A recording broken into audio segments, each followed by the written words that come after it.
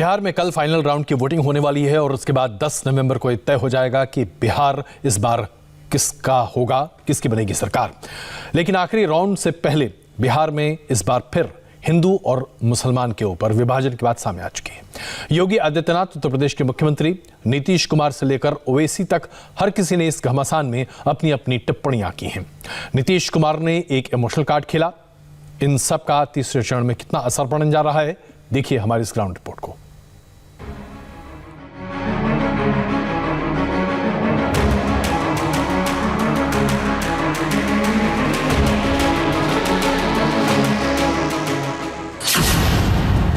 घुसपैठियों पर घमासान। अगर कोई घुसपैठ या भारत की सुरक्षा पर सेंध लगाने का कुत्सित प्रयास कर रहा है, उसे निकाल बाहर करने का कार्य भी करेंगे। आखिरी चरण में हिंदू मुसलमान। और ये कौन दुष्प्रचार करता रहता, फालतू बात करता रहता है, यहां से कौन किसको देश से बाहर करेगा? ऐसा इस देश में किसी में दम नहीं है कि हमारे लोगों को, सब हिंदुस्तान के हैं, सब भारत के हैं, कौन इसको बाहर करेगा साहब? धर्म के कार्ड से कितने वोट मिलेंगे? ये कहता है कि तुम घुसपैठी हो, तुम बांग्लादेशी हो, तो याद रखिए उसकी तकलीफ सबसे ज्यादा सऊदी ओवैसी को होती है। लास्ट राउंड में लास्ट चांस। ये मेरा अंतिम चुनाव है, अंत भला तो सब भला। रिलीजन और इमोशन के कार्ड के साथ बिहार इलेक्शन के थर्ड एंड लास्ट राउंड में रैलियों का शोर थम चुका है, लेकिन लाउड स्पीकर बंद होने से पहले फाइनल फाइट की लाइन तय हो चुकी है। बाजी 78 सीटों की है, इसलिए धर्म का दांव भी खुल्लम खुल्ला चल दिया गया। आखिरी चरण में सबसे मुश्किल चुनाव सीमांचल का है, इसलिए यहां दो हाथ हुए। हर पार्टी का महारथी मैदान में कूदा। यहां फोकस में भाईजान थे, निशाने पर हिंदू मुसलमान थे। बिहार चुनाव में अब तक CAA NRC मुद्दा नहीं बना था, लेकिन सीमांचल में वोटिंग की तारीख करीब आई तो हर नेता की रैली में इसका शोर सुनाई दिया। कोर वोट बैंक को साधने के लिए हर पार्टी के बड़े योद्धा ने बिसात बिछाई। असदुद्दीन ओवैसी ने मुसलमानों को नागरिकता कानून का डर दिखाया।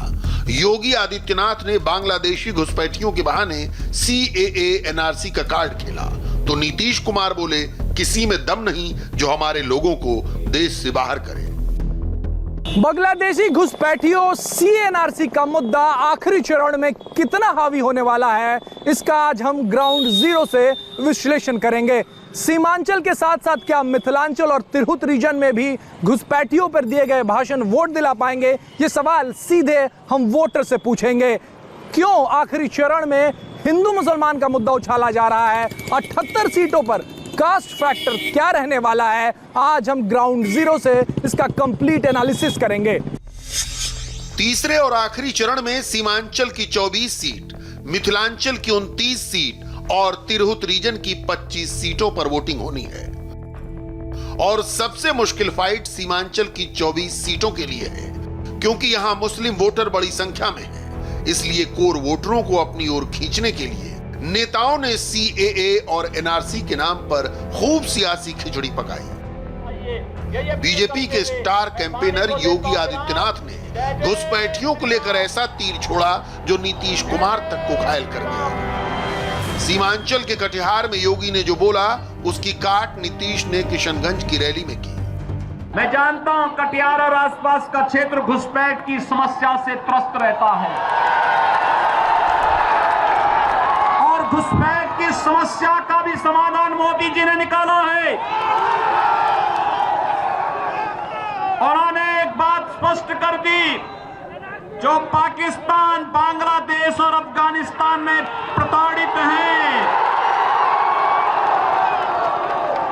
आपने देखा होगा भारत के अंदर भी अल्पसंख्यक समुदाय है, विशेष अधिकारों के साथ यहां रहता है, उसे कोई परेशानी नहीं।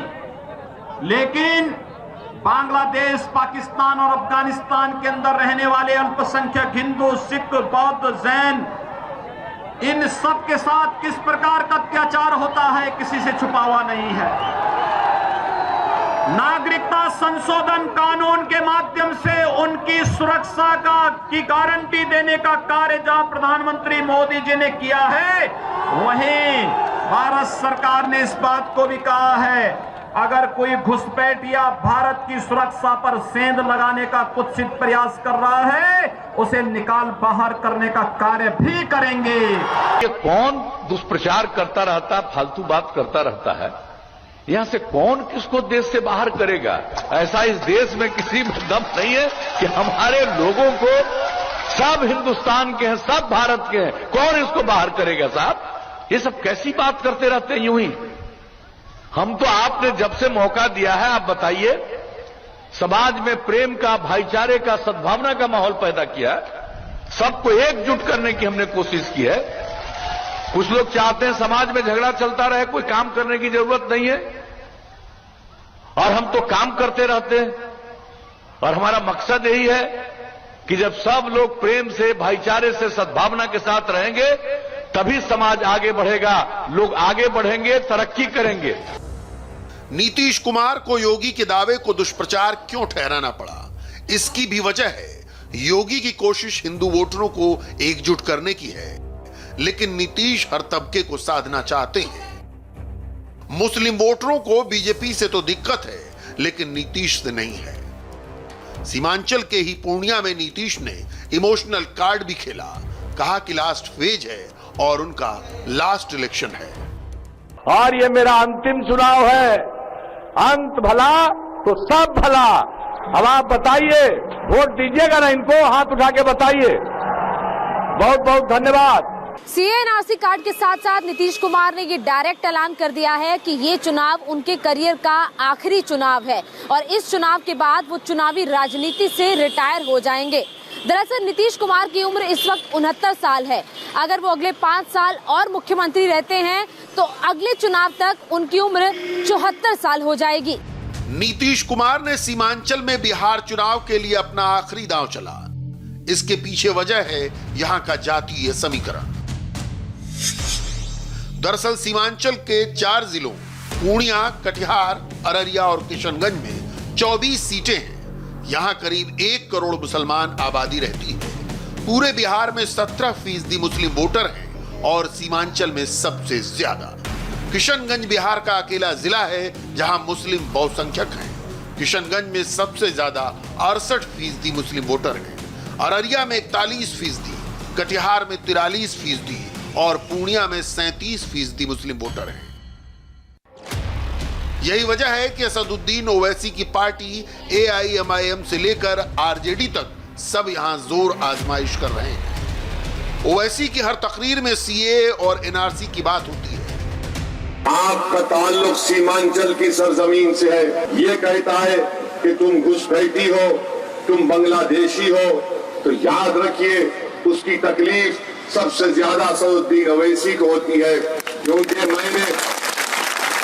मेरी उम्र 13-14 साल की थी जब हैदराबाद में हमारे घर के सामने यही RSS और ये भीड़ आकर हमारे घर के सामने खड़े होकर नारा लगाती थी कि मुसलमान के दोस्तान पाकिस्तान या कब्रिस्तान। आखिर क्या वजह है कि उस महल्ले में किसी और का भी घर है मगर हमारे घर के सामने आकर इस तरह का नारा क्यों लगाते? मैं पूछना चाहता हूं RJD के यादवों से, कांग्रेस के राहुल गांधी से, JDU के नीतीश कुमार से और BJP के मोदी से, आपको क्यों बांग्लादेशी नहीं बोलते, हमको क्यों कहते हैं? असदुद्दीन ओवैसी ने ग्रैंड डेमोक्रेटिक सेकुलर फ्रंट के तहत सीमांचल में 13 उम्मीदवार उतारे हैं। किशनगंज में 4, कटिहार, अररिया, पूर्णिया में 3-3 उम्मीदवार AIMIM के हैं।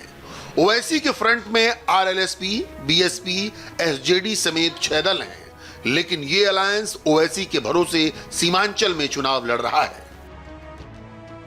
सीमांचल में 4 जिले और 24 विधानसभा सीटें इसलिए अहम हैं क्योंकि यहां किसी एक पार्टी ने स्वीप कर लिया तो उसके लिए सत्ता तक पहुंचना आसान हो जाएगा।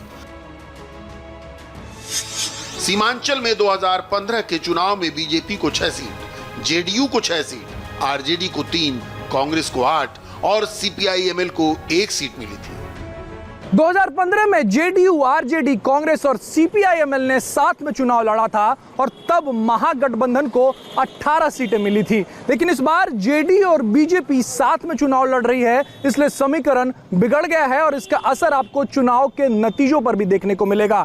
लेकिन क्या सीमांचल के धर्म के कार्ड का असर आपको मिथिलांचल और तिरहुत रीजन में भी देखने को मिलेगा? इसकी पड़ताल इंडिया टीवी ने ग्राउंड जीरो से की है। तो आपने देखा किस तरह से आखिरकार धर्म भी बिहार के चुनाव में आ ही गया। 2015 में इसे बड़े पैमाने पर इस्तेमाल करने की कोशिश की गई थी, लेकिन सफलता नहीं मिलेगी। क्या इस बार मिलेगी? यह अपने आप में बड़ा सवाल है।